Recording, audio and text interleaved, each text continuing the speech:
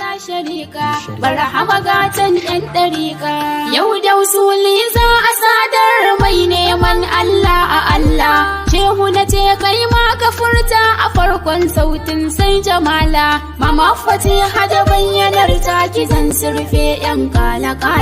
washe gari in buɗe aiki irin na kasancewar wasila barhama gatan yan dariƙa tsiran Allah gun ma'aiki a yau wani aikin za na ɗauka in ruhi ya gaza jikina a ƙara kusanci na aika sako zan yi wa masu zargin mu motar canawan ɗariƙa dan Allah mu kula da shirka barhama sirri ne a sirri irin na mutunci babu shirka sai da karatu za a tantance yarda har a saka a aiki wanda ya kama kafa da gausu hakika baya sirki Allah Allah ne a Allah ina tauhidin masu zauki al'amarin haƙƙi a haƙƙi annabi ne muradin masoya barhama ba shariki barhama